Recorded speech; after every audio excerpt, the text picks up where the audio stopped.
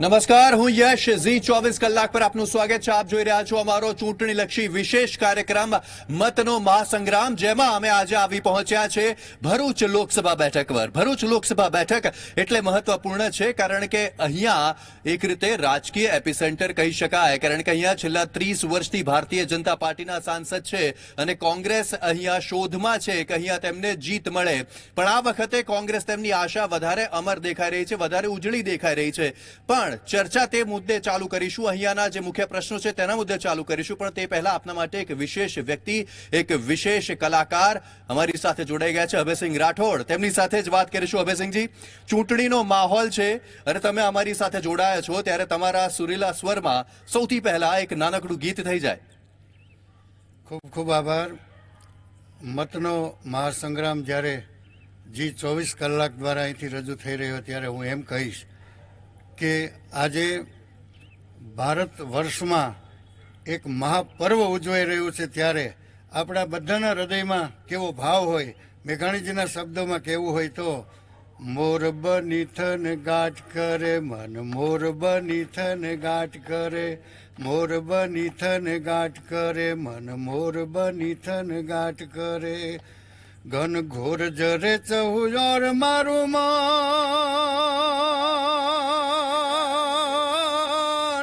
એ મારું મન મોર બની થન ગાંઠ કરે, મન મોર બની થન ગાંઠ કરે, આજ મોર બની થન ગાંઠ કરે મન, મોર બની થન ગાંઠ કરે, ઘર ઘર ઘર મેઘ ઘટા ગગને ગગને ગરજાટ ભરે, ગુમરી ગુમરી ગરજાટ ભરે, ગુમરી ગુમરી ગરજાટ ભરે, નવે ધાન ભરી સારી સીમ ઝૂલે, નદીયું નવ જોબન ભાન ભૂલે, નવ દિન કપોતની પાંખ ખુલે, મધુરા મધુરા મલકાઈને મેળા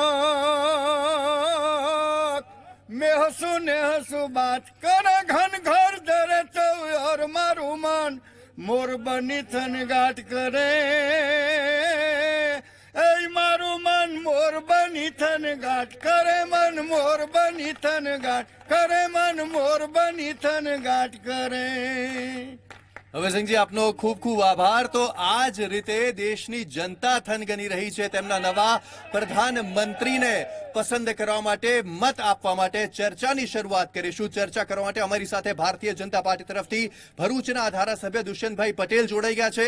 કોંગ્રેસ તરફથી પરિમલસિંહ રાણા કે જેઓ જિલ્લા પ્રમુખ છે તેઓ અમારી સાથે જોડાઈ ગયા છે. બીટીપી તરફથી બિપિનભાઈ મકવાણા છે અને વરિષ્ઠ પત્રકાર નરેશભાઈ ઠક્કર અમારી સાથે જોડાઈ ગયા છે. તે તમામ સાથે ચર્ચાની શરૂઆત કરીશું. આપ ચર્ચા માટે તૈયાર છો? સવાલો પૂછવામાં આવે તો સવાલો પૂછવાની શરૂઆત કરીએ. અને સૌથી પહેલા જ્યારે સત્તાધારી પક્ષ હોય ત્યારે સત્તાધારી પક્ષને જ સવાલ પૂછાય. તેથી દુષ્યંતભાઈ, આપની પાસે આવવા માંગુ છું. ભરૂચ લોકસભા મત વિસ્તાર, જેમાં 7 વિધાનસભા બેઠકો છે, જેમાંની 3 ભારતીય જનતા પાર્ટી પાસે છે. છેલ્લી 5 ટર્મથી મનસુખ વસાવા અહીંયાના સાંસદ છે અને 6ઠી વખત તેમને ટિકિટ મળી છે, ઉમેદવારી નોંધાવી ચૂક્યા છે. આજે શું મુખ્ય મુદ્દાઓ રહેશે 2019માં? આમ તો ભરૂચ જિલ્લો એ ભારતીય જનતા પાર્ટીનો ગઢ રહ્યો છે. 8 ટર્મથી લોકસભાની બેઠક ભારતીય જનતા પાર્ટી પાસે છે અને 6ઠી વાર અમારા લોકપ્રિય ઉમેદવાર મનસુખભાઈ વસાવા આજે નામાંકન ભર્યું છે. જે વિકાસના કાર્ય થયા છે, જે પ્રકારે ભારતીય જનતા પાર્ટીની આ જિલ્લામાં કામગીરી છે, હું એવું કહીશ કે પંચાયતથી લઈને પાર્લામેન્ટ સુધી, ગામના સરપંચથી લઈને MP સુધી, આ તમામ જગ્યાએ ભારતીય જનતા પાર્ટી હોય તો ભરૂચની અંદર કે વિશેષતા હશે, ભરૂચના લોકો જાણતા હશે, ત્યારે ભારતીય જનતા પાર્ટી આ મુકામ પર પહોંચી છે. અને અનેક મુદ્દાઓ સાથે જે કામ કર્યા છે, જે બાકી છે, એ તમામ મુદ્દાઓ સાથે અમે ચૂંટણીમાં ઉતાર્યા છે અને અમને સંપૂર્ણ વિશ્વાસ છે કે આ મનસુખભાઈ વસાવા 6ઠી વખત પણ જંગી બહુમતીથી જીતવાના છે, એ વાત નક્કી છે. જી, પરિમલસિંહ, આપની પાસે આ માંગુ છું. તેમણે કહ્યું કે જે કામ કર્યા છે અથવા તો જે કામ હજુ કરવાના બાકી છે તે તમામ મુદ્દા લઈ અને તેઓ ચૂંટણીમાં ઉતરશે. કયા મુદ્દાઓ બાકી છે ભરૂચમાં? પહેલા તો ભારતીય જનતા પાર્ટીની સરકારે સદંતર નિષ્ફળ ગયેલી સરકાર છે. જે રીતે 2014માં મેનિફેસ્ટોમાં એમને કીધેલું હતું, વચનો આપેલા હતા, સિંગલ વિન્ડો સિસ્ટમની વાત કરેલી હતી, ક્વોલિટી લાઈફ એન્ડ વિલેજની વાત કરેલી હતી, ફ્લોરિશિંગ એગ્રીકલ્ચરની વાત કરેલી હતી, ત્યારે એક પણ મુદ્દો એમનો આજે શ્રેય થયો નથી ને પ્રજાને જૂઠાણું ફેલાવવાનું કાર્ય કરી રહેલી ભારતીય જનતા પાર્ટી આ વખતે પરાજિત થવાની છે. ઉમેદવાર કોણ હશે? ઉમેદવાર રાષ્ટ્રીય કક્ષાએથી જે કોઈ હશે, 95 ઉમેદવાર હશે અમારો. અહેમદ પટેલ અહીંયાનો ઉમેદવાર બને તેવી આપની કેટલી ઈચ્છા? સમગ્ર લોકસભાના કાર્યકરોની ઈચ્છા હોય, પણ આવો કોઈ નિર્ણય રાષ્ટ્રીય કક્ષાએથી લેવાતો હોય, એમને પણ અનેક કાર્યો હોય, રાષ્ટ્રીય કક્ષાના કાર્યો હોય, ત્યારે નિર્ણય રાષ્ટ્રીય કક્ષાથી લેવાતો હોય છે. ચલો, બીટીપીના પણ નેતા અમારી સાથે છે. બિપિનભાઈ, સવાલ આપને હું તે પૂછવા માંગુ છું કે શું કોંગ્રેસ અને બીટીપી વચ્ચે અહીંયા ગઠબંધન થશે? અત્યારે કોઈ શક્યતા એવી દેખાતી નથી કે ગઠબંધન થાય. હવે નિર્ણય તો અમારા જે હાઈકમાન્ડ છે, આદરણીય છોટુભાઈ વસાવા લે, બરાબર છે, એટલે અત્યારે આવી કોઈ શક્યતાઓ છે નહીં. ક્યારે ઉમેદવારી પત્ર ભરશે છોટુભાઈ વસાવા? કાલે આવવાના છે, વાજતે ગાજતે.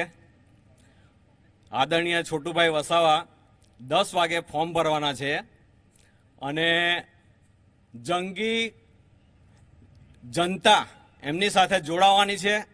અને આ મંચ પરથી હું કહેવા માંગુ છું કે આદરણીય છોટુભાઈ વસાવાનો જ્વલંત વિજય થવાનો છે અને ભારતીય જનતા પાર્ટીને આ વખતે અમે કારમી હાર આપવાના છે. આ વખતે આ નિર્ણય લીધેલો છે. જી, ચલો, ભારતીય જનતા પાર્ટીને કારમી હાર આપશે. પણ સવાલ અહીંયા નરેશભાઈ તે ઉભો થાય છે કે 7 વિધાનસભામાંથી 3 ભારતીય જનતા પાર્ટી પાસે છે, 2 કોંગ્રેસ પાસે અને 2 બીટીપી પાસે. ત્યારે સવાલ એ છે કે શું બીટીપી અને કોંગ્રેસનું ગઠબંધન ન થાય તો ભારતીય જનતા પાર્ટીને સીધે સીધો ફાયદો? 100%. કારણ કે મતનું વિભાજન ભરૂચની જે સંસદીય વિસ્તાર છે આખો, એમાં 2 જાતિ છે, એમાં આદિવાસી અને લઘુમતી. આ બેવનું જો ટોટલ કરવામાં આવે તો એ 2 જાતિ વિજેતા ઉમેદવારને નક્કી કરે છે. અને અહીંયા પણ છોટુભાઈનું પ્રભુત્વ છેલ્લા 3 દાયકાથી એમનું પણ છે. ભારતીય જનતા પાર્ટી પણ આવી છે અને એનું પણ કેસરીઓ લગભગ બધે જ લહેરાયેલો છે. વાત રહી છે હવે કોંગ્રેસની. અહેમદભાઈ પટેલ પછી કોંગ્રેસને જેટલો પ્રાણવાયુ મળવો જોઈએ કે જેટલું એની પર ધ્યાન આપવું જોઈએ એ અપાયું નથી. અને ભરૂચ જિલ્લામાં કોંગ્રેસ થોડો સારો દેખાવ કરે છે, વળી પાછી પાછળ પડે છે. આ વખતે પણ ભારતીય જનતા પાર્ટીની સામે કોંગ્રેસના કાર્યકર્તાઓની પણ ઉમ્મીદ હતી કે કોઈક એવો નેતા આવે કે જેથી એમને એકવાર જીત જોવા મળે. પણ જો ટ્રાયેન્ગ્યુલર લડાઈ થઈ તો લગભગ સિક્સર મારવાની મનસુખભાઈની પૂરી શક્યતાઓ દેખાય છે. ચલો, રાજકીય સમીકરણોની તો વાત થઈ ગઈ, પણ આ સમીકરણો કયા મુદ્દે રચાશે? કયા તેવા પ્રશ્નો છે જેના કારણે આ સમીકરણો રચાઈ શકે? આપની પાસે આ માંગુ છું, ભરૂચના મુખ્ય મુદ્દાઓ કયા મુદ્દાને લઈને અહીંની જનતા પરેશાન છે અથવા તો ન્યાય ઝંખી રહી છે? ભરૂચની અંદર સૌથી વધારે તો બેરોજગારીનો પ્રશ્ન છે, એનાથી વધારે જરૂરી પાણીનો પ્રશ્ન છે. નર્મદા અત્યારે આપ જુઓ તો સુકાઈ રહી છે. નર્મદાનું પાણી ભરૂચ સિટીની અંદર 2 ટાઈમની જગ્યાએ 1 ટાઈમ મળે છે અને એ પણ ઘણી જગ્યાએ તો પ્રોપરલી મળતો નથી. આ 2 મુદ્દા એવા છે કે જેની અંદર સૌથી પહેલા કામ થવું જોઈએ. ને વાત રહી ડેવલપમેન્ટની, તો ડેવલપમેન્ટમાં ભરૂચ અને જે અંકલેશ્વર એ એશિયાની મોટામાં મોટી જીઆઈડીસી કહેવાતી હતી. એની અંદર ભારતીય જનતા પાર્ટીનું શાસન છે. તો 30 વર્ષથી જે ભરૂચના સંસદ અહીંથી ચૂંટાઈને જાય છે 5 ટર્મથી, તો એમણે જે રજૂઆતો કરી એના પછી એનું શું સફળતા શું? હું આજે ગમે તેટલું બોલું પણ સફળતા ના મળે મારી જ પાર્ટીની અંદર તો મારી રજૂઆત એ ખોટી છે. ચલો, મનસુખભાઈ વસાવા કેટલા સફળ રહ્યા તેમની 5 ટર્મમાં જણાવશો બેન આપ? મનસુખભાઈ વસાવા જેટલા સફળ એ કહેવા માંગે, પણ જે મનસુખભાઈ વસાવા આદિવાસી લોકોની જે પ્રશ્નો મૂકે છે ભાજપ સામે, તે એમના જ પ્રશ્નો નથી કરતા, તો અમારા શું કરવાના? જી, મનસુખ વસાવા આદિવાસી સમાજના પ્રશ્નો નથી ઉઠાવતા તેવું કહી રહ્યા છે. મારું કહેવું એવું છે કે આ રાષ્ટ્રીય ચૂંટણી છે લોકસભાની, એટલે 2014ની સ્થિતિની આજે જો આપણે કલ્પના કરીએ તો ખ્યાલ આવે કે તે વખતે દર મહિને એકને એક ગોટાળો બહાર આવતો હતો અને ભ્રષ્ટાચાર એ મોટો પ્રશ્ન હતો. આખા દેશમાં નિરાશાનું વાતાવરણ હતું. જ્યારે આ 5 વર્ષની અંદર નરેન્દ્રભાઈ મોદીની સરકારમાં પારદર્શક વહીવટ આપ્યો છે, એક ભ્રષ્ટાચારનો આક્ષેપ નથી. અને મનસુખભાઈએ, જો તમે લોકસભાની પણ વેબસાઇટ જોશો તો સૌથી વધારે સક્રિય સંસદ સભ્ય તરીકે આ વિસ્તારના પ્રશ્નો ઉઠાવેલા છે. એ હકીકત છે, ઓન રેકોર્ડ છે. આ બધી ખાલી રાજકીય વાતો છે. જી, આજે કોંગ્રેસે તેમનો ચૂંટણી ઢંઢેરો મેનિફેસ્ટો જાહેર કર્યો અને તેમના આદિવાસી સમાજ વિશે પણ ખાસ વાત કરી. તેમાં તેમણે કહ્યું કે આદિવાસી સમાજને તેમના જંગલમાંથી બહાર નહીં કાઢવામાં આવે, તેમનો જે લાકડાનો વ્યવસાય હશે તેમાં તેમને પૂરેપૂરી સહાય આપવામાં આવશે. તો તેનાથી ફરક પડશે? પહેલી વસ્તુ તો ભારતીય જનતા પાર્ટી સામાન્ય સીટ પર આદિવાસી ઉમેદવાર મનસુખભાઈને આપે છે. આ સામાન્ય સીટ છે. બીજી વસ્તુ કે કોંગ્રેસ જ્યારે ચૂંટણી ઢંઢેરો કરે છે તો વિધાનસભાની ચૂંટણીમાં બી ઘરનું ઘર આપવાનું, ખાલી ચૂંટણીના સમયે વાયદા કરે છે. કોંગ્રેસે આજ સુધી ઇમ્પ્લિમેન્ટ નહીં કર્યું. ભારતીય જનતા પાર્ટીની સરકારે પ્રધાનમંત્રી કિસાન સન્માન નિધિ, આયુષ્યમાન ભવ યોજના, ઉજ્જવલા યોજના, અનેક અસંખ્ય યોજના ભારતીય જનતા પાર્ટીના શાસનમાં આવેલી છે. આદરણીય નરેન્દ્રભાઈ મોદીના શાસનમાં આપણે જોઈ શકીએ છીએ કે ગુજરાતમાં જ્યારે તત્કાલીન મુખ્યમંત્રી હતા ત્યારે ગુજરાત એક દેશનું રોલ મોડેલ હતું. આજે દેશના વડાપ્રધાન નરેન્દ્રભાઈ બન્યા તો વિશ્વની ફલક પર આજે ભારતનું નામ છે. વિશ્વના ફલક પર આપણા દેશના વડાપ્રધાન જાય તો એવું લાગે છે કે કોઈ વડાપ્રધાન આવ્યા. વિશ્વના ફલક પર ભારતનું નામ છે તેવું કહી રહ્યા છે, પણ સાથે સાથે સવાલ બેરોજગારીનો પણ ઉઠી રહ્યો છે. અંકલેશ્વર જીઆઈડીસી છે, અહીંયા એશિયાની સૌથી મોટી જીઆઈડીસી, પણ તેનાથી રોજગારી કેટલી ઉત્પન્ન થાય છે, આંકડા જણાવશો? આમ જોવા જાવ તો ભારતની સૌથી મોટી જીઆઈડીસી પાનોલી છે, અંકલેશ્વર છે, ઝઘડિયા છે, દહેજ છે અને વિલાયત છે. સૌથી મોટી જીઆઈડીસી, સૌથી વધારે ઉદ્યોગો આ જિલ્લામાં હોય, કોઈ આંકડાકીય માહિતી વગર પણ આખા દેશમાંથી એક સૂર ઉઠ્યો છે કે બેરોજગારી છે, બેરોજગારી છે, બેરોજગારી છે, ને પ્રશ્ન લઈને મારા મિત્રો ચાલી રહ્યા છે. સૌથી વધારે રોજગારી આ ભરૂચ જિલ્લાની અંદર છે. અને જે પ્રમાણે આખા ગુજરાતની નજર, આખા દેશની યુવાનોની નજર ભરૂચ પર હોઈ શકે એ વાત સ્વાભાવિક છે. અને તો એની પ્રાયોરિટી પ્રમાણે નક્કી થાય છે. કોંગ્રેસ આંકડા નથી આપતી, આપ આંકડા આપી દો. અત્યારનો તો હાલમાં આંકડા આપી શકાય એવી કેવી જ આપી શકાય કે કેટલા ટકા નોકરી થઈ છે. પણ એક વાત એવી નક્કી છે, જો આપે અમને પહેલા કીધું કે આંકડા લઈને આવો તો આંકડાની ક્યાં સવાલ આવે છે, પછી એ આંકડાની માયાજાળમાં પડીએ છે. પણ એક વાત નક્કી છે કે ભરૂચ જિલ્લામાં એક ઇન્ડસ્ટ્રીયલ પ્લેસ છે. સૌથી વધારે રોજગારી આ જિલ્લામાં છે. સૌથી વધારે, હજુ કહું છું, ગુજરાત અને દેશના યુવાનોની નજર ભરૂચ પર હોઈ શકે, એક સ્વાભાવિક વાત છે. પણ આખા દેશનું મૂલ્યાંકન કરીને બેરોજગારી ભરૂચમાં છે, આ વાત તદ્દન પાયાવિહીન છે. બીજી વાત અગત્યની એ છે, મારે તો એક જ પ્રશ્ન પૂછવો છે. આજે 2 તારીખ પૂરી થઈ ગઈ, હજુ ઉમેદવાર જાહેર નથી કરી શક્યા. કયા મોઢે આ ટીવી ઇન્ટરવ્યુની અંદર આ લોકો આવે છે એ ખ્યાલ નથી આવતો. નહીં, પણ એ તો હવે તેમનો પ્રશ્ન છે, તેમની રીતે જોશે. પણ સવાલ પરિમલસિંહ આપને તે છે કે આપના સાથીદારો કોંગ્રેસ પક્ષ બેરોજગારી છે તેવું કહી રહી છે, પણ આંકડા નથી આપતા. અહીંયા ભરૂચની, ખાસ માત્ર ભરૂચની વાત કરીએ તો આપ આંકડા આપી શકશો? અમારા ભરૂચના ધારાસભ્યએ જે વાત કરેલી છે 80% રોજગારીની, ત્યારે આપ એમ્પ્લોયમેન્ટના રોજગાર કચેરીના આપણા આંકડા આપ જોઈ શકો છો. જે રીતે 80%ની રોજગારી એ રજીસ્ટર ઉપર બતાવી રહેલા છે. કોન્ટ્રાક્ટના, લેબર કોન્ટ્રાક્ટના માણસોને રજીસ્ટરમાં બતાવીને એ લોકો 80% રોજગારી બતાવે છે. એપ્રેન્ટિસશીપ એક્ટની અંદર જેની ભરતી થતી હોય એ એપ્રેન્ટિસશીપ એક્ટના કારીગરોને રોજગારીની અંદર બતાવી દે છે ને અમે 80% રોજગારી આપેલી છે. એ રીતે જૂઠા આંકડા ભારતીય જનતા પાર્ટીની સરકાર આપી રહેલી છે. તેની સાથે સાથે સ્થાનિક મુદ્દાઓને લઈને જ્યાં સુધી કોંગ્રેસ બ્રિજની વાત કરવામાં આવે, કોઈનો દીકરો ગુમાવે, કોઈનું બાળક ગુમાવે, કોઈના પિતા ગુમાવે, કોંગ્રેસ આંદોલન કરે ને ત્યાર પછી જો બ્રિજની લંબાઈ વધારવામાં આવે તો એનાથી તો શરમજનક શું કહેવાય ભારતીય જનતા. જી ચલો, આપની પાસેથી એ જાણવા માંગુ છું કે જે બેરોજગારી અને રોજગારીના જે દાવાઓ થઈ રહ્યા છે, એક પક્ષ પાસેથી હજુ સુધી આંકડા નથી મળ્યા, પણ પરિસ્થિતિ શું છે? ખરી વાત છે. બંને પાર્ટીના મિત્રોને ક્ષમા યાચના કરીશ. પહેલા તો ભરૂચની રોજગાર વિનિમય કચેરીમાં શિક્ષિત અને બિન શિક્ષિત બેરોજગારોની સંખ્યા છે અને કદાચ આ બંને નેતાઓને ખબર હોવી જોઈએ. મારી પાસે શિક્ષિત બેરોજગારોનો આંકડો છે 28,000થી વધુની સંખ્યામાં શિક્ષિત બેરોજગારો ભરૂચ જિલ્લામાં છે નોંધાયેલા, જેમણે પોતાનું રોજગાર વિનિમય કચેરીમાં પોતાના નામ નોંધાવ્યા છે. હવે રહી છે વાત તો બીજી, બંને પક્ષ જાણે છે, પ્રજા જાણે છે અને પ્રજા શોષાય છે.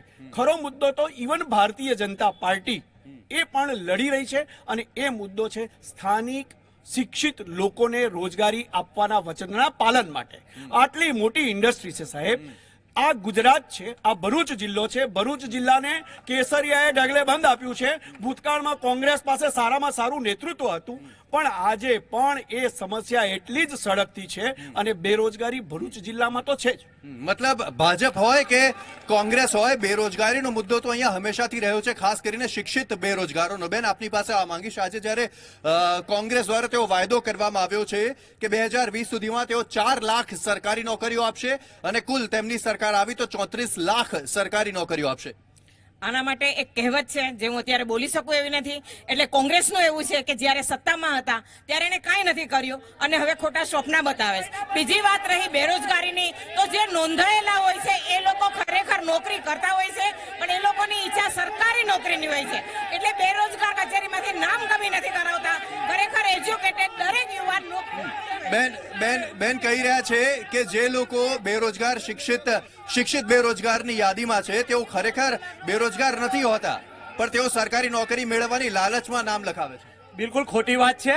આપણે આ કહે છે કે અમે 7 ટર્મથી ભરૂચ જિલ્લામાં અમે જીતીએ છીએ, એ વાત સાચી છે. તમે સાનો ગણો લો, એક કામ બતાવે કે ભરૂચ જિલ્લા માટે પબ્લિક માટે કર્યું હોય. બીજી એક વાત કે ગુજરાતમાં દારૂબંધી છે, પરંતુ ગરીબ વિસ્તારમાં દારૂ વેચાય છે અને દારૂ પણ એટલી ખરાબ હાલતમાં વેચાય છે કે લોકો મૃત્યુ પામે છે. તો એના માટે આ ભારતીય જનતા પાર્ટી ચલો એક ખૂબ મોટો મુદ્દો છે દારૂબંધીનો મુદ્દો, જે બાબતે મનસુખ વસાવા પણ ખૂબ સમાચારોમાં રહ્યા. તેમણે પોતે દેશી દારૂની પોટલીઓ હતી, જે વિડીયો વાયરલ થયો, તેમણે પોતે કહ્યું કે ભાઈ પીવો તો ભલે પણ આવી રીતે નાખો તો નહીં. એ વાત સાથે સત્ય છે. જ્યારે સફાઈ અભિયાન ચાલુ હતું અને એક વિસ્તારની ગરીબ વિસ્તારની અંદર મનસુખભાઈ સફાઈ અભિયાનમાં હાથ ધરેલું અને એ વિસ્તારમાં એ સફાઈ કરતા એમણે ધ્યાને આવેલું અને ત્યારે આ એક નાનકડી કોમેન્ટ એમણે કરી હતી. એ વાત સાથે હું નકારતો નથી આ સ્ટેજ પરથી, પણ એની સાથે ગુજરાત સરકારે આ વિધાનસભાની અંદર દારૂબંધીનો સૌથી કડક કાયદો એ અમલમાં પણ લાવ્યા છે. અનેક જગ્યાએ રેડ પણ પડે છે અને આજે પણ તમે જુઓ તો ઠેર ઠેર એનું ચેકિંગ થાય છે અને આજે પણ જે વેચનારા વેચે છે તો એ પકડાય છે પણ ખરા અને કડકમાં કડક સજા પણ થાય. પણ મનસુખ વસાવા તો તે જ ગુજરાત સરકારની સામે પણ પડ્યા હતા. શિક્ષણ મુદ્દે, શિક્ષકો દારૂ પીવે છે તે મુદ્દે, આરોગ્ય મુદ્દે. મનસુખ વસાવા એક પ્રમાણિક નેતા છે, આખા બોલા નેતા છે, કોઈ શરમ રાખતા નથી. જેનું હોય એનું એ મોઢે કહી દે છે. આ એમનો એક લાક્ષણિક સ્વભાવ છે. એટલે જ્યારે સફાઈ કરતા હતા ત્યારે આ બોલ્યા અને જે દિવસે એ શિક્ષિત એ દારૂ પીધેલી હાલતમાં હતો તો પણ કહેતા અચકાયા ન હતા.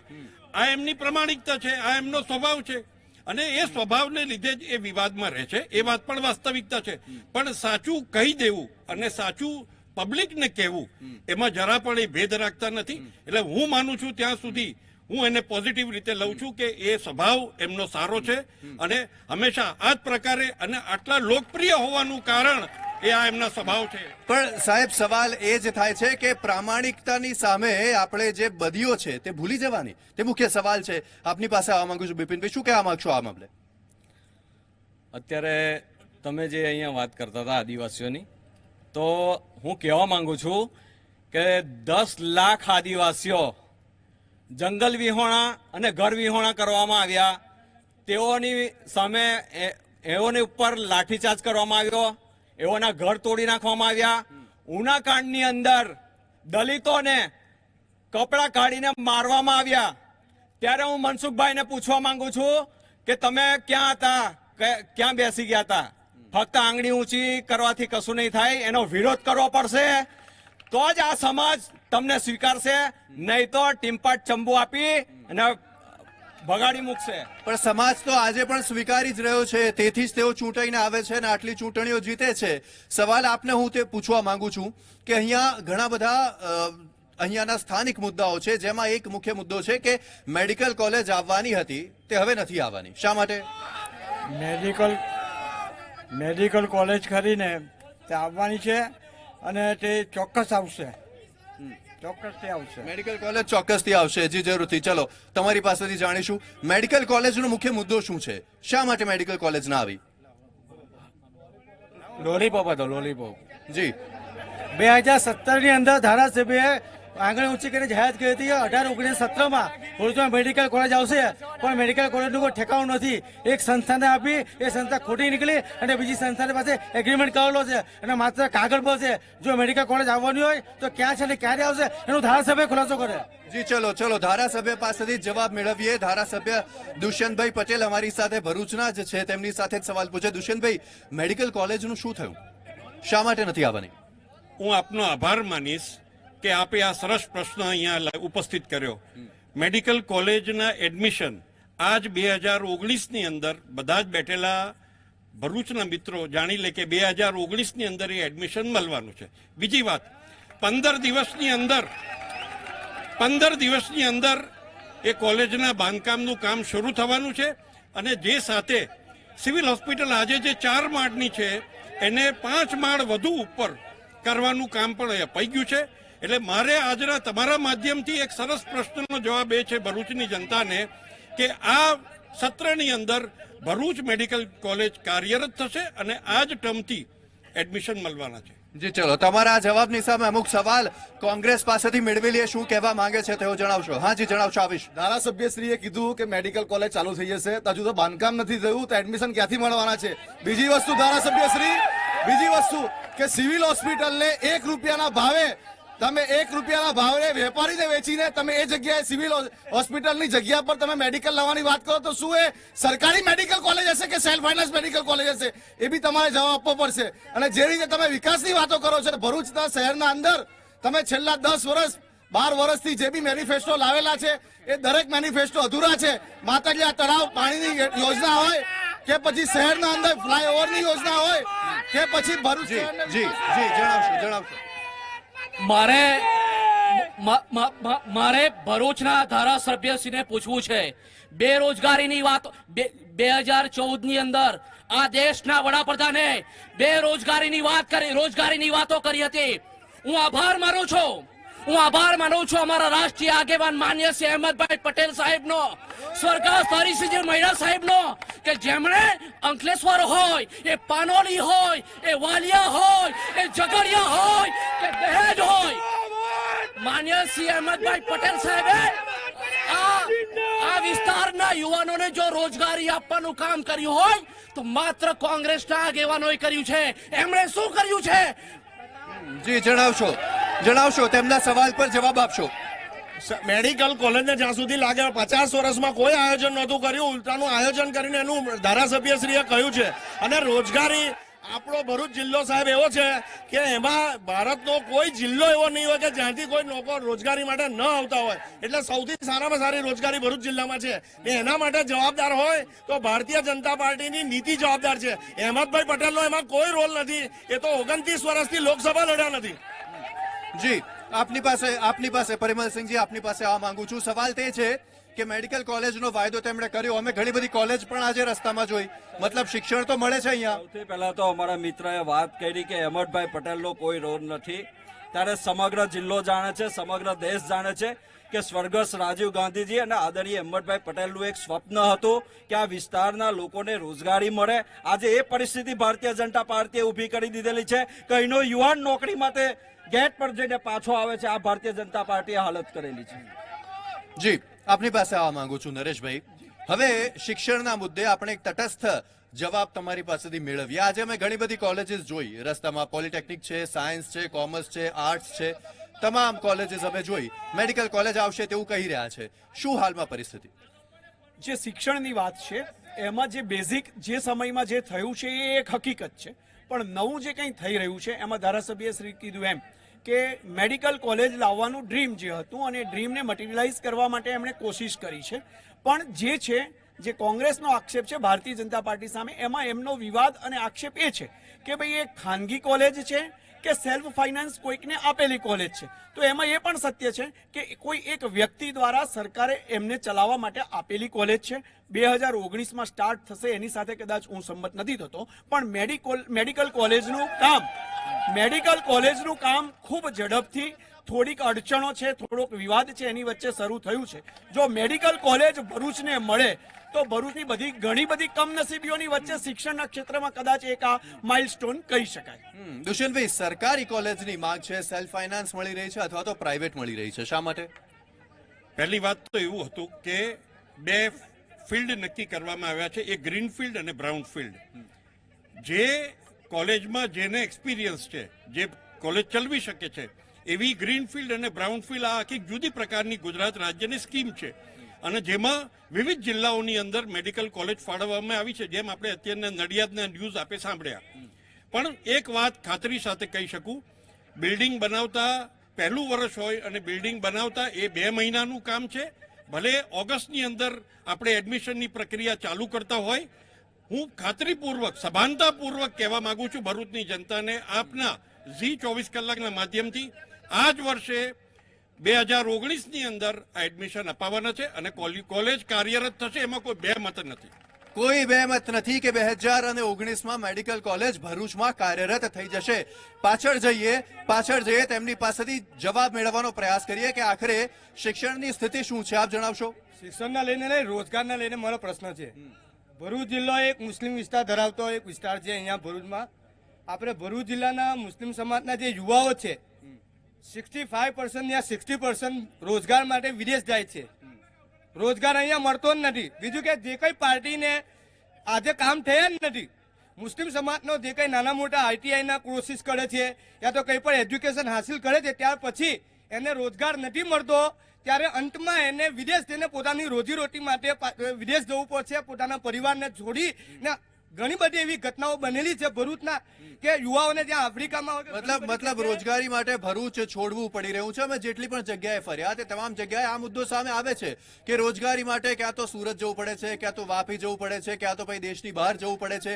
તે સાથે જે આપણે શિક્ષણનો મુદ્દો ઉઠાવ્યો તે વાત કરીશું. ભરૂચના સ્થાનિક મુદ્દાઓ, પાણી ભરાવાનો મુદ્દો હોય કે પછી ગંદા પાણીનો મુદ્દો હોય, તે તમામ બાબતે વાત કરીશું. હાલ રોકાઈશું એક નાનકડા બ્રેક માટે.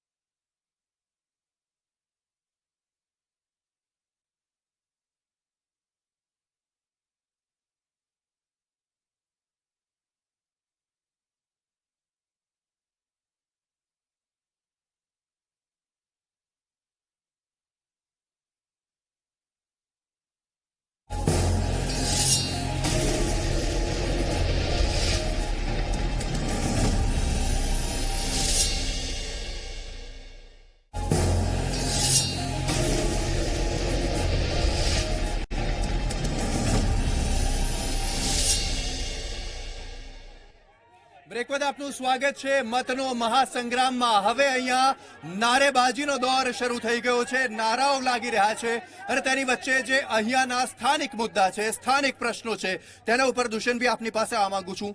ભૂગર્ભ ગટર યોજના, તે બાબતે ઘણા બધા લોકો સવાલ પૂછી રહ્યા છે કે આખરે ભૂગર્ભ ગટર યોજનાનું શું થયું? ભૂગર્ભ ગટર યોજના એ 170 કરોડના ખર્ચે સરકારે મંજૂર કરેલી છે.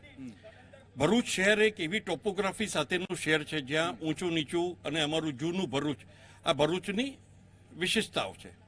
એટલે જ્યારે જૂનું ભરૂચ હોય અને એની અંદર ગટર યોજના કાર્યરત કરવી એ ટેકનિકલી એને ટાઈમ માગે એવી એક પ્રક્રિયા છે અને એ સમસ્યાને પૂર્ણ વિરામ કરવા અત્યારના આજે જોવા જઈએ તો 70 થી 80% કામ થઈ ગયું છે.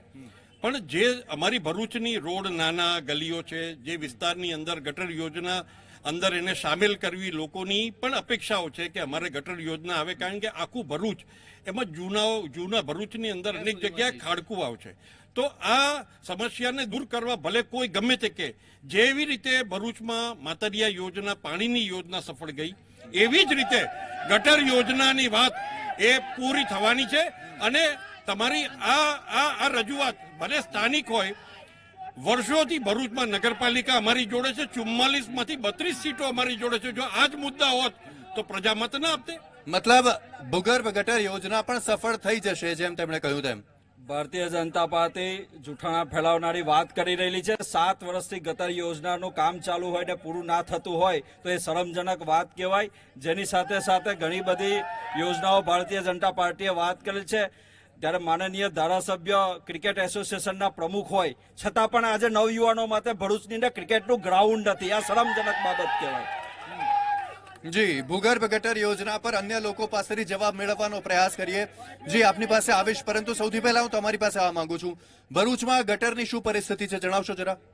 ભારતીય જનતા પાર્ટી જે કામ કરી રહી છે ભૂગર્ભ ગટર યોજનાનું, 60 વર્ષમાં આ લોકોએ એક ગટરનો પાઇપ નથી નાખ્યો. આ 60 વર્ષમાં એટલું બધું કામ આગળ વધી ગયું છે. એમ અમારા ધારાસભ્યએ જણાવ્યું કે ઘણી તકલીફો આવે છે ઊંચા નીચા વિસ્તાર માટે. એ જલ્દી ફક્ત ભારતીય જનતા પાર્ટી જ આ પૂરી કરી શકશે. 30 વર્ષથી ભાજપના સાંસદ છે અહીંયા, પણ 60 વર્ષથી એમનું રાજ હતું. ગુજરાતમાં 22 વર્ષથી ભાજપની સરકાર છે.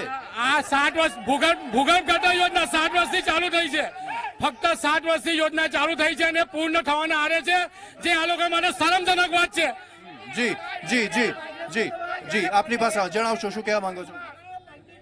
આ ગટર યોજના 8 વર્ષથી કામ ચાલે છે. એના કારણે રોડ પણ ખોટી કાઢેલા છે. તો પ્રજા એટલી ટાઈમ આમ પુકારી ગઈ છે કે ટ્રાફિકનો પ્રશ્ન પણ ઉભો થઈ ગયો. ગટર તો ના બની, પણ ઉપરથી ટ્રાફિકનો પ્રશ્ન ઉભો થઈ ગયો. એટલે આ લોકો ખાલી વાતો કરે છે, ખાલી કાગળ પર વાતો રાખીને. ટ્રાફિકનો પણ પ્રશ્ન ઉભો થઈ ગયો તેના કારણે? ટ્રાફિકનો કોઈ પ્રશ્ન નથી. ગટર યોજના ધીરે ધીરે થાય છે, પણ ગેસ યોજના પહેલા લાવ્યા એ પછી ગટર યોજના થાય, એટલે ધીરે ધીરે કોઈ પણ કામ થાય છે. અમારે પાણી પણ કોઈ પાણીનો પ્રશ્ન નથી. પાણી 24 કલાક આવે છે, 4 કલાક પાણી આવે છે, એનો બી કોઈ પ્રશ્ન નથી. જય જય શ્રી રામ. જી, તેની વચ્ચે એક સૌથી મોટા સમાચાર આપને આપી દઈએ. ભરૂચથી કોંગ્રેસે પોતાના ઉમેદવાર જાહેર કર્યા છે. પીડી વસાવા કોંગ્રેસ તરફથી ઉમેદવાર છે, તેમની સાથે વાત કરીએ.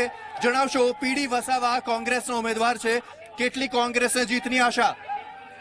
પહેલામાં પહેલું તો હું ડિબેટમાં હોય એટલે સૂત્રો દ્વારા માહિતી મળેલી હોય. ઓફિશિયલી ફોન છે પણ ઉઠાવી શક્યો નથી, એટલે હું તમને જણાવીશ આપના માધ્યમથી. જી જી જરૂરથી. દુષ્યંતભાઈ, મનસુખ વસાવાની સામે પીડી વસાવા. જી, હમણાં તમારા માધ્યમથી જ હજુ તો ડિબેટમાં છે ને અમને જાણવા મળ્યું છે, પણ જે રીતે પીડી વસાવાને કોંગ્રેસે નિયુક્ત કર્યા છે, કોઈ પણ ઉમેદવાર આવતે અમને સંપૂર્ણ વિશ્વાસ છે. અમે કરેલા વિકાસના કાર્ય પર અમને વિશ્વાસ છે, ભરૂચની જનતા પર અમને વિશ્વાસ છે.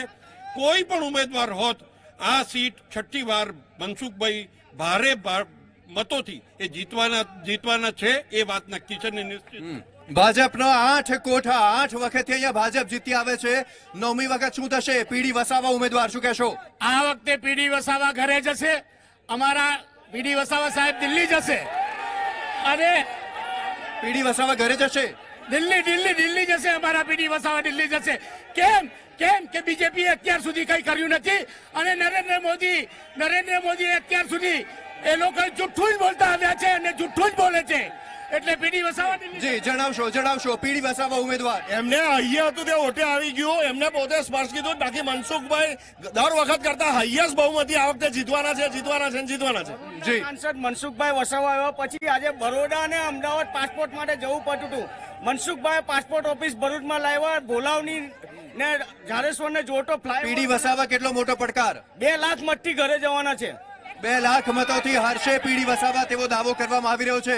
જણાવશો. એક મિનિટ ભાઈ, એક પોલિટિશિયન ને ભરૂચના નાગરિક તરીકે ભાઈ 2 મિનિટ ભાઈ, ભરૂચના નાગરિક તરીકે હું બંનેને એ માંગુ છું, અમારા ભરૂચ જિલ્લાના છેલ્લા 15 વર્ષથી એક મસલો છે કે વિદેશમાં 156 છોકરાઓ અહીંયાના મરાઈ ગયા, એમાં હિન્દુ અને મુસ્લિમ સમાજના બંને છોકરાઓ. તેના ઉપર આવીશું. હાલમાં ઉમેદવાર જાહેર થઈ ગયા છે, તે સૌથી મોટો મુદ્દો છે. જણાવશો. હું મારા આગેવાનોને માત્ર એટલું જ કહેવા માંગુ છું, આ એ જ પીડી વસાવા છે 1995 ની વિધાનસભાની ચૂંટણીની અંદર 1995 ની વિધાનસભાની ચૂંટણીની અંદર આજ મનસુખભાઈને પરાજિત કર્યા હતા પીડી વસાવાએ. આ એ પીડી વસાવા છે, આ એ પીડી વસાવા છે જે શિક્ષણની વાતો લઈને ચાલે છે. મારે માનનીય ધારાસભ્યને પૂછવું છે કે ઢેબર કમિશનનું ભલામણનો સ્વીકાર કોણે કરેલો સાહેબ? ઢેબર કમિશન વિશે આપ સાહેબને ખબર છે ખરી? ઢેબર કમિશનનો સ્વીકાર કરીને કોંગ્રેસના આદિવાસી મતલબ પીડી વસાવા જીતશે તેવું આપનું કહેવું છે. આપની પાસે હું આવવા માંગુ છું નરેશભાઈ. પીડી વસાવા મનસુખ વસાવા કેવો રહેશે જંગ? બંને આદિવાસી ઉમેદવારો છે અને અહીંયાની પટ્ટી ઉપર આદિવાસીની બહુમતી છે, પણ એનું મતનું વિભાજન અને ત્રીજું ફેક્ટર જે છે લઘુમતી. તો સામે મનસુખભાઈની પાસે આ 5 ટર્મનો એક્સપિરિયન્સ છે. જેમ ધારાસભ્યશ્રીએ કીધું એમ, હા એ આખા બોલા છે, સરકારમાં થોડી ઘણી તકલીફ હશે કારણ કે સાચું બોલવું બધાને ગમતું હોતું નથી, પણ મનસુખભાઈ અને પીડી વસાવાનું જો આદિવાસી મતની અંદર એ કરવામાં આવે તો કદાચ મનસુખભાઈ ફાર બેટર. બીજી વાત થઈ હવે લઘુમતી કોંગ્રેસ કેટલા પીડી વસાવાને આપે છે, અને ત્યાર પછીનું એક થર્ડ ફેક્ટર આવે છે ભરૂચ. આપને કહી દઉં કે ભરૂચની લોકસભાને જીતાડવાવાળી 2 બેઠકો છે, એક અંકલેશ્વર અને એક ભરૂચ. વાગરા થોડું, જંબુસર થોડું. હવે જંબુસરમાં અત્યારે ધારાસભ્ય કોંગ્રેસના છે. જેટલી સરળતા, હા હું સ્પષ્ટ કરી દઉં કે જો અહેમદ પટેલ હોત તો બહુ જંગ ટફ હોત, પણ પીડી વસાવાથી પણ એટલી સહજતા કે સરળતાથી મનસુખભાઈ જીતી જાય એવું તો ભારતીય જનતા પાર્ટી માનતી હોય તો કદાચ એ એમની ભૂલ હોઈ શકે. તેવું માનવાની જરૂર નથી. મનસુખ વસાવા, પીડી વસાવા, છોટુ વસાવા ત્રણેય એક સમાજના ઉમેદવારો. શું કહેશો? છોટુ વસાવા માટે કેટલો મોટો પડકાર?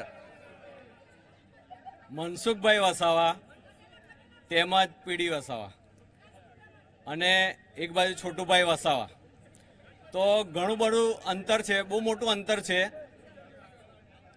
મનસુખભાઈ વસાવા અત્યારે જે આદિવાસીઓને છોટુ વસાવાને કેટલો પડકાર કહું છું, આદિવાસીઓને જે વિસ્થાપિત કરવામાં આવ્યા એમાં એમનો સહયોગ હતો નહીં.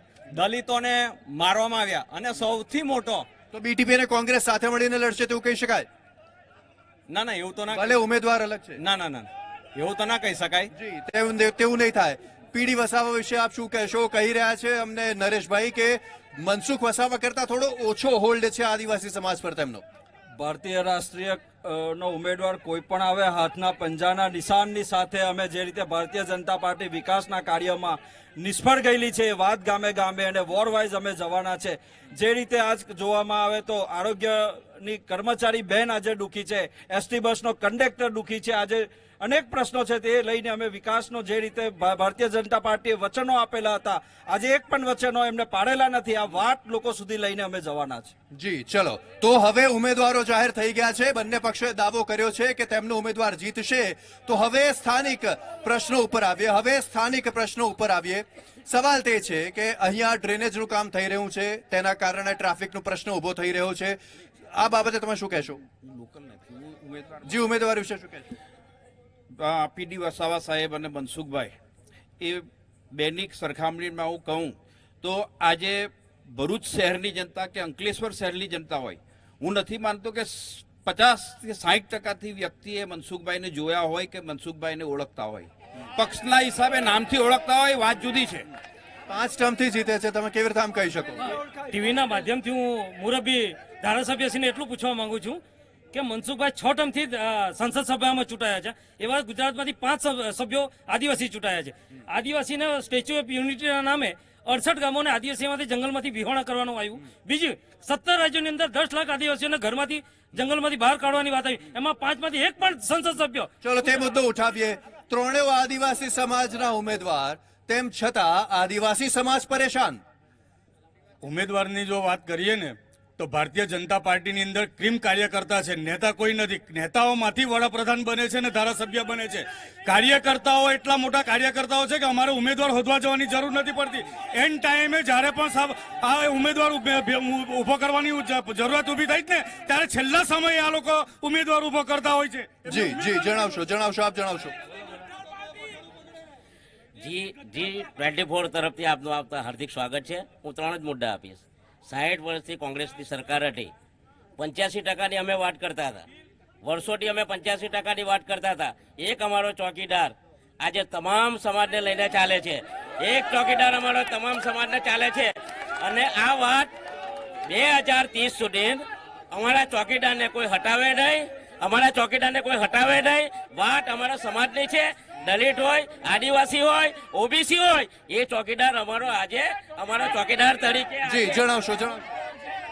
My dear friend, Bharatiya Janata માટે ગુડ ન્યૂઝ છે કે જ્યારથી પીડી વસાવાનું નામ ડિક્લેર થયું ત્યારથી આપણે 2.5 લાખ લીડથી ચૂંટાઈ ગયા એવું સમજી લો. 2.5 લાખના વોટથી. જી હવે જરા ફરીથી આપણે સ્થાનિક મુદ્દાઓ પર જઈએ. જે મુદ્દે ચૂંટણી લડાશે, જે મુદ્દે મતદારો મત આપશે, ડ્રેનેજની વાત થઈ, તેના કારણે આપે ખુદે કહ્યું કે અમુક રસ્તાઓ અહીંયા સાંકડા છે, ટ્રાફિક થાય છે. અને બીજો એક મુદ્દો તેના કારણે જે ઉભો થઈ રહ્યો છે કે ડ્રેનેજ અને પીવાનું પાણી ભેગું થઈ જાય છે, લોકોને દૂષિત પાણી મળે છે પીવા માટે. એવું મેં નથી કીધું. આપે તેવું નથી કહ્યું, પણ એ અહીંયાના લોકોએ કહ્યું. એ ભલે લોકો ગમે એ કે, પણ જે વિસ્તારમાં કામ થતા હોય, આપણે મોટા સેન્ટરો જોઈએ છે, સુરત, વડોદરા, અમદાવાદમાં પણ ડ્રેનેજના કામો અને અનેક વિકાસના કામો થતા હોય તો તકલીફો પડે છે. એવી રીતે આ શહેરને પણ પડે છે. તો એમાં કઈ બહુ મોટી વાત નથી. પણ સાહેબ 7 વર્ષથી કામ ચાલે છે, આપને નહીં લાગતું હવે પતાવવું જોઈએ? તદ્દન ખોટી વાતો છે. 7 વર્ષથી કામ નથી ચાલતું. હા, હું સ્વીકારું 4 વર્ષથી એનું કામ ચાલુ છે. પણ જે પ્રકારે અમારી ભરૂચની સમસ્યાઓ, અમારી ભરૂચની પેટર્ન, અમારું નાનું શહેર એક ટાઉન કહેવાય.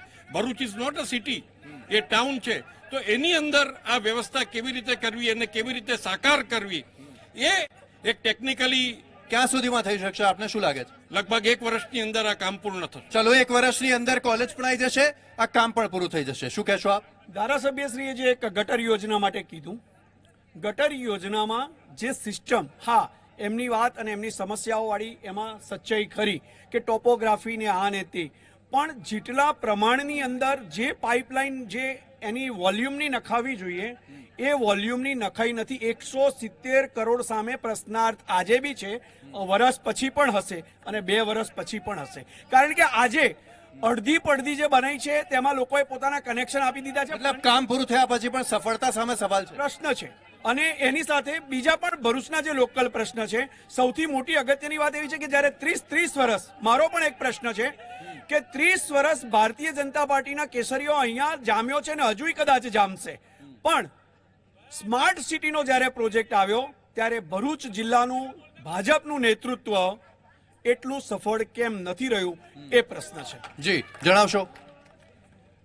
જેમ સ્માર્ટ સિટીની વાત કરી, પણ ભરૂચને જે પહેલી જરૂરિયાત હતી એ ઓથોરિટીની, એટલે Bharuch Ankleshwar urban development authority આ સરકારે મંજૂર કર્યું છે.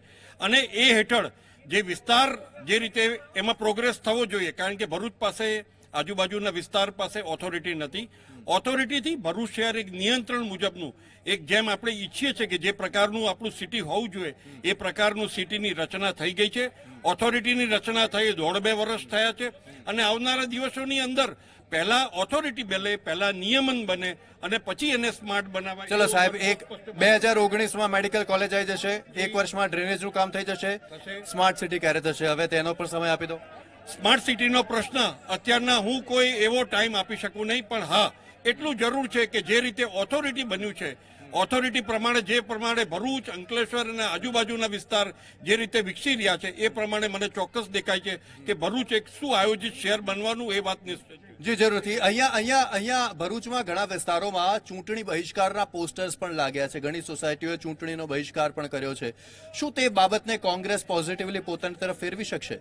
ભારતીય જનતા પાર્ટીના આગેવાનો માટે પોસ્ટર લગાવેલા છે કે વિકાસની વાત કરીને ગયેલા અને આજે શું થયું છે એટલા માટે એમને નહીં આવવા દેવા માટેના પોસ્ટર લગાવવામાં. તેથી જ પૂછી રહ્યો છું કે કોંગ્રેસ તેને પોઝિટિવલી પોતાની તરફ ખેંચી શકશે? પહેલું તો સાંસદ એ શોકેસમાં મૂકવા લાયક સાંસદ છે. જે રીતે નર્મદાની અંદર પાણી નથી, એનાથી હજારો માછીમારો, હજારો ખેડૂતો, આજે હિન્દુ સમાજની આસ્થા ઉપરનો સવાલ છે. મનસુખભાઈ સાંસદમાં પ્રશ્ન કરેલો નર્મદા વિશે, આજે શું થયું એ ધારાસભ્યને પૂછું છું કે પ્રજાને જવાબ આપે. જી, ધારાસભ્ય પાસે ફરી એકવાર જઈશું, પણ પહેલા લોકોના મંતવ્યો છે તે જાણી લે. જી બેન, આપ જણાવશો. મારે મોદી સાહેબને એવું પૂછવું છે કે તમારા ભાજપમાં કોઈ કેપેબલ વ્યક્તિ જ નથી કે અમારા કોંગ્રેસમાંથી બધા ધારાસભ્ય ઉઠાવીને લઈ ખરીદી લો છો? તો મારે એવું કેવું છે કે હવે એવું લાગી ગયું છે કે કોંગ્રેસના ધારાસભ્ય એટલા બધા થઈ ગયા છે કે હવે ભાજપનું કમળ કોંગ્રેસના હાથમાં આવી ગયું છે. ભાજપનું કમળ કોંગ્રેસના હાથમાં આવી ગયું છે. જી, આપની પાસે આવીશ. આપને મેં 3 વખત મોકો આપ્યો. જી, આપ જણાવશો, આપ શું કહેશો?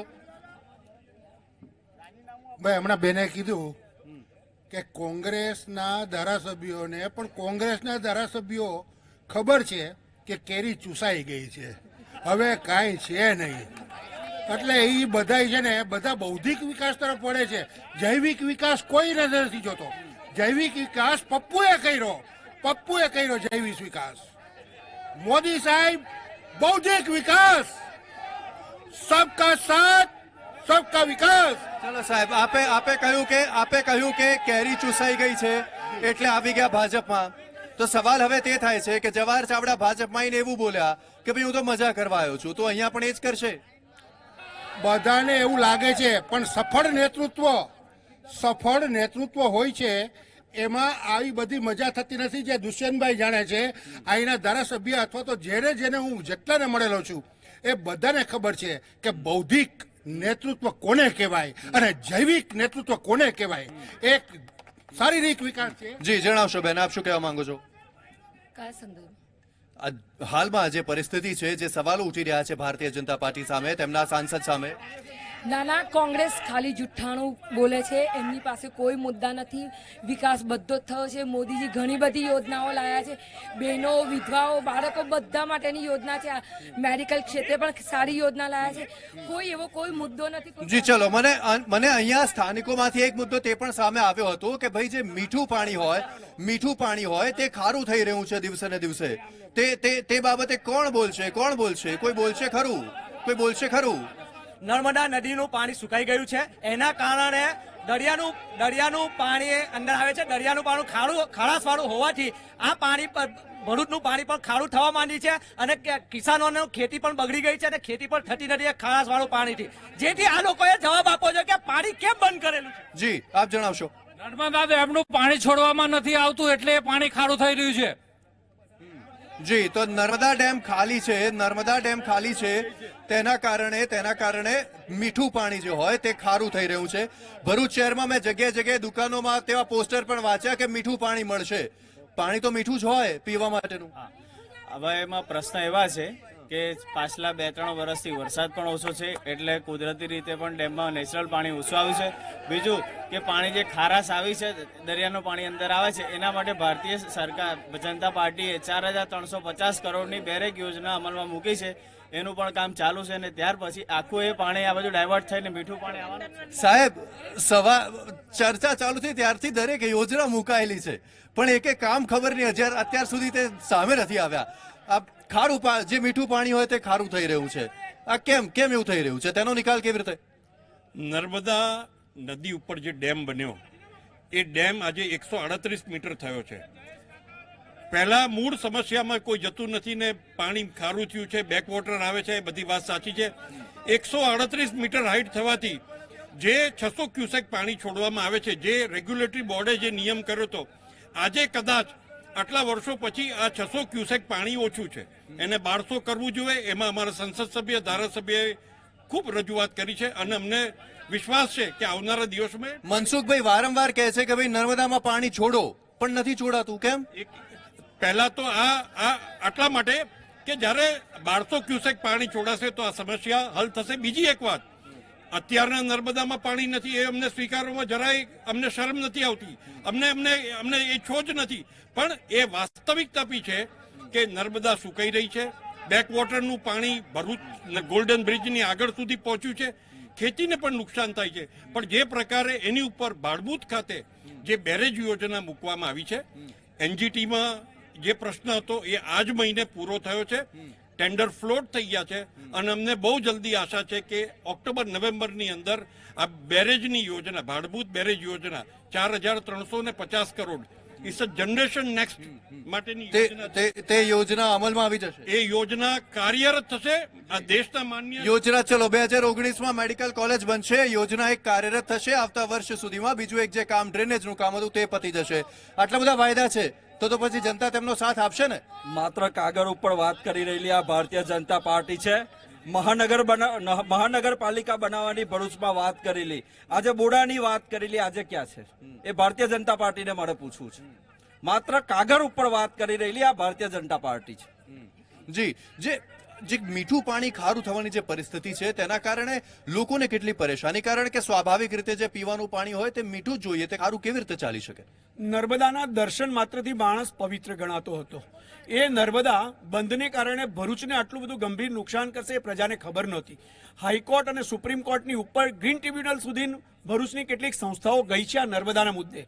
હું તો બહુ સ્પષ્ટ કહીશ કે ભારતીય જનતા પાર્ટી આજે કદાચ ચૂંટણી ટાણે એ મુદ્દાને સ્વીકારતી ન હોય, પણ મનસુખભાઈએ રજૂઆત કરી છે, આપે કીધું એ પણ સાચું છે, એમનું નથી સંભળાયું એ પણ સાચું છે. કારણ કોઈ પણ હોય, ચૂંટણી હોય કે અન્ય કારણ હોય, એમણે એવું કહે છે કે અમારે તો રાજકોટ સુધી પાણી લઈ જવાનું ને હમણાં ચૂંટણી છે એટલે બધે પાણી લઈ જવું પડે, એ બી સ્વીકારી લે. પણ જે ખારપાટ દરિયાનું પાણી ભરૂચને ક્રોસ કરીને અંકલેશ્વર સુધી જ્યારે પહોંચી ગયું અને ત્યાંથી અંકલેશ્વરથી અહીં આવ્યું, આ અતિ ગંભીર પ્રશ્ન છે. એ મત્સ્ય ઉદ્યોગ હોય, એ ખેતી હોય કે ભરૂચ જિલ્લાને પીવાના પાણીનું હોય. સાહેબ, અમરેલીથી માણસ આવે ત્યારે એવું કે મારે ત્યાં તો તમારી નર્મદાનું મીઠું પાણી છે, અને ભરૂચનો એ જ માણસ એવું કે અમે ખારું પાણી પીએ છીએ. માતરિયાની ક્ષમતા કેટલી? બીજી વાત તમને કહી દઉં, આ નર્મદાના મીઠા પાણી પછી હા, ભાડભૂતની યોજના, ધારાસભ્યશ્રીની વાત બિલકુલ સાચી છે. જો ભારતીય જનતા પાર્ટી એના આંતરિક વિવાદો કે વિવાદો પછી આ ભાડભૂત યોજનામાં સફળ થાય તો 2-5 વર્ષે ભરૂચને સમૃદ્ધિ મળશે. પણ બવડાની વાત કરીએ તો બવડા નિષ્ફળ ગયેલું છે. એમણે જેટલા ગામો મૂકી દીધા એ પ્રમાણે બવડા, અને નગરપાલિકા પણ, મહાનગરપાલિકા ભારતીય જનતા પાર્ટીની સરકાર કેમ નથી ઈચ્છતી એ તો મુખ્યમંત્રીશ્રીને પૂછવું. જી, હવે જેમની સાથે આપણે શોની શરૂઆત કરી હતી, અભયસિંહજી, સવાલ તે છે, તમને કોઈ રાજકીય સવાલ નહીં પૂછું, તમને મુશ્કેલીમાં નહીં મૂકું. સવાલ તે છે કે હાલમાં જે ચૂંટણીની પરિસ્થિતિ છે, આપ કેવી રીતે મતદારોને કહેશો કે મત આપો અને જાગૃત બનો? ચૂંટણી એ આપણું મહાન પવિત્ર પર્વ છે અને એ પર્વ માટે થઈ અને આપણા દેશનું ભાવિ નક્કી કરવાના છીએ, ત્યારે કોઈ પણ જાતના વાદ વિવાદ વગર અને સાચા મુદ્દાઓ ઉપર જઈને આ દેશના વિકાસ માટે આપણે સૌ મત આપી અને આ દેશનો એ વિકાસ કરીએ, દેશને ગૌરવ અપાવીએ, એવી મારા તરફથી તમામ મતદારોને એક નમ્ર વિનંતી છે, અપીલ છે. અને રાષ્ટ્ર ભાવના જાગે એના માટે એટલું કહીશ, જનની નહૈયામાં પોઢંતા અમે પીધો કસુંબીનો રંગ, માના ઢોળા ધાવણ કેરી ધારાય લાગ્યો કસુંબીનો રંગ. હો રાજ મને લાગ્યો કસુંબીનો રંગ, હો રાજ મને લાગ્યો કસુંબીનો રંગ. અસ્તુ, આભાર. તો કસુંબીનો રંગ અને તમામ લોકોમાં દેશભક્તિ જગાવવાની વાત અભયસિંહજી કરી રહ્યા છે. આપની પાસે દુષ્યંતભાઈ આવવા માંગુ છું, કેટલા મતોથી જીતશે મનસુખ વસાવા? આ ચૂંટણીની અંદર જે પ્રકારે અમારું પ્લાનિંગ છે, જે પ્રકારે અમે અત્યારના આજની ડેટે જોવા જઈએ તો અડધી લોકસભા અમે પ્રચાર કરી ચૂક્યા છે. આ સેકન્ડ ટાઈમનો પ્રચાર ચાલુ છે. પણ કેટલા લાખ મતોથી જીતશે આંકડો? અમે ગઈ લોકસભા 2014માં અમે 1.5 લાખ મતોથી જીત્યા હતા, એનાથી વધારે મતોથી અમે આ ચૂંટણી જીતવાના છે. 1.5 લાખ કરતા વધારે મતોથી જીતશે. કોંગ્રેસનો ઉમેદવાર કેટલા મતોથી જીતશે, શું કહેશો આપ? એક આંકડો આપશો. જે રીતે 2014ના મેનિફેસ્ટોના જે વાયદા પૂરા નથી કર્યા, એક તરફ જૂઠું બોલવાની ટેવ જે ભારતીય જનતા પાર્ટીને પડી ગયેલી છે, ક્યારેય જવાની નથી. ભારતીય રાષ્ટ્રીય કોંગ્રેસ પક્ષનો ઉમેદવાર વિજય બનવાનો છે, આપના માધ્યમથી જણાવું છું. જી, તો ભારતીય જનતા પાર્ટીના ઉમેદવાર કહી રહ્યા છે કે 2014 કરતા વધારે આંકડાથી તેઓ જીતશે અને આની સાથે જ મતનો મહાસંગ્રામમાં ભરૂચથી હાલ માત્ર આટલું જ. ઝી 24 કલાકની ટીમ આવતીકાલે પહોંચશે અન્ય એક લોકસભા ક્ષેત્રમાં, ત્યાંના મતદારોનો મિજાજ જાણશે. હાલ આ બુલેટિનમાં અને આ ચર્ચામાં હાલ માત્ર આટલું જ. આપ જોતા રહો ઝી 24 કલાક.